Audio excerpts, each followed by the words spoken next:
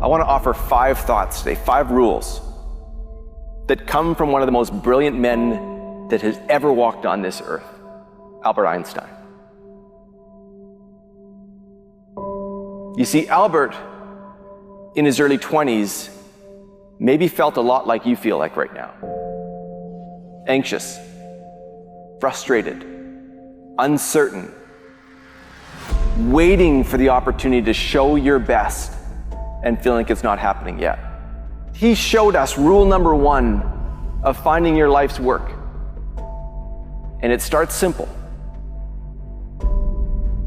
You have to prepare to work. You have to want to work. You have to want to put your effort into something over and over again, day after day, even if it doesn't start in the right place. Einstein told us rule number 1, prepare to work. In 1902, he gets a job. Not a science job, he gets a job in a patent office in Switzerland. To many people, this would have felt like I didn't get it right, it didn't start right for me, but not for Einstein. Einstein knew my journey has started. You see, work is this extraordinary thing. We've let it feel like it's not that in our lives. We've let it feel like it's the thing you don't want to do, but work is this powerful opportunity to shape your life, to build the dreams that you have. That is what work offers you. And Einstein had glory in his eyes. He knew what he was aiming at, but it didn't start there. For many people, this would have added to their desperation. It would have added to their depression, but not for him. Not for him.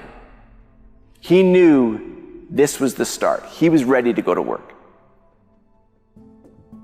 Rule number 2 is that you now need to choose your target. He got his start. What's next? You see, we grew up in a system, we grew up in a school system, an education system that gives us targets. And those targets are designed to build our life, to ask you to be at your best. That's how we prepare for life and work. And then one day we leave school, we enter the rest of our life. And the targets start to look different. The targets aren't designed to build your life. The targets are designed to build a business, build an organization, build somebody else's goals. And for many people, that feels like a really frustrating place to be. But not Einstein. Einstein knew he was there to do patents. But that didn't mean he couldn't choose his own target. You see, Einstein went to work every day. And in his patent office, he had a desk that he worked at. And in the top drawer of that desk, Einstein chose his own target.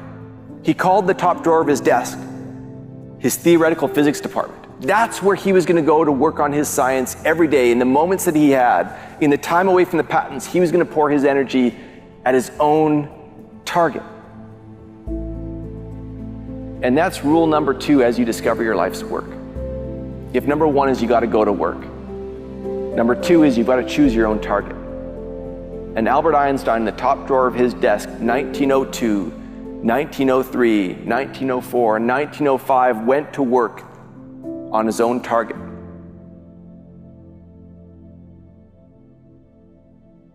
Which brings us to rule number 3. Change your actions. You see, having a target isn't enough. You then need to change what you do every day. Because from that patent office, in 1905, we call it the miracle year. Albert Einstein released 5 papers, 5 scientific papers, and 4 of them changed the world. This is equals MC squared. This is the theory of relativity. This is what Albert Einstein was working on in the top drawer of his desk. He didn't just choose his target. He started to change his actions. The idea that you can set a target for yourself and then you can start to bend your behavior, change how you're showing up to actually reach that target. This is the idea that you can either lead life or let life lead you. That you can give yourself the permission to change your future. And Einstein, one of the most brilliant men the world has ever seen, showed us how. Which brings us to rule number 4, recognizing that it's not just about you. You see, after Albert was ready to work, after he chose his own target, after he changed his behavior, he then realized this wasn't just about him.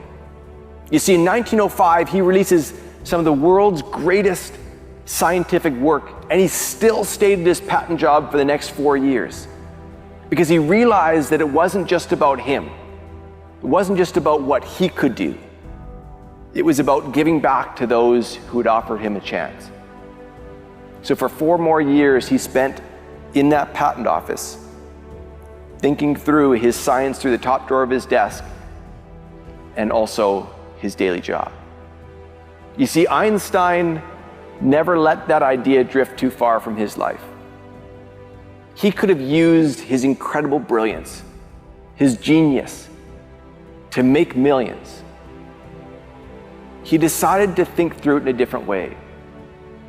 You see, Einstein, you got to think of where he was at what time of our world he lived. This was a Jewish man living in Germany in the 1930s, recognizing that his science had the capabilities to secure a world or break it apart. For the rest of his life, he toiled with the power of his science. He recognized this wasn't just about him. This was about a world, this was about a better outcome, and he knew that it could go down one of 2 paths: better life, terrible life, for everyone. And he held the responsibility of that. In this idea of leading life, others need to support, others need to believe in you. And if you keep putting the focus on yourself, they start to drift away. Albert Einstein, for the rest of his life, showed us what it meant to live for the world. And that's rule number 4. So where are we at with rule number 5? This is my favorite. And it takes us to the final days of Albert Einstein's life.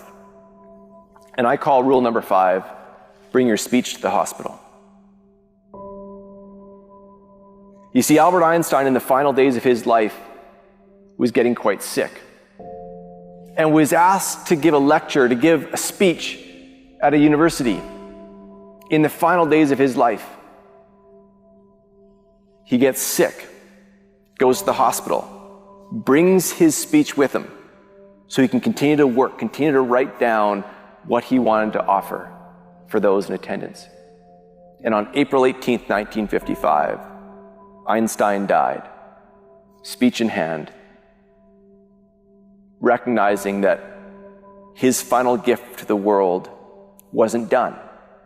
It wasn't complete.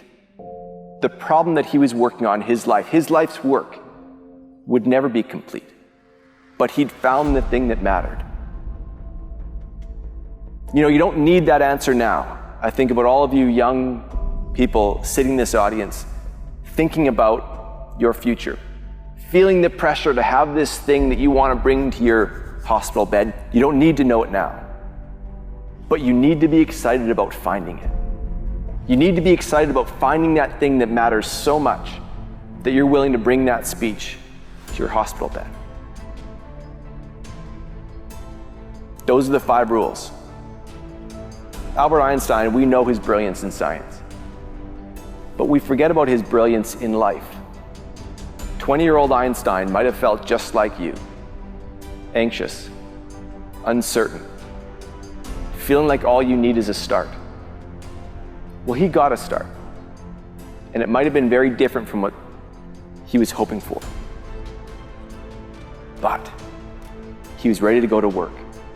He was ready to choose his own target. He was ready to change his behaviors. He was ready to realize it wasn't just about him. And he was ready to realize he was going to do this for the next 60 years of his life. And at the end of his life, he was still willing to bring that speech to the hospital because the problem wasn't done. Those 5 rules will serve you well. And I thank you for your time today.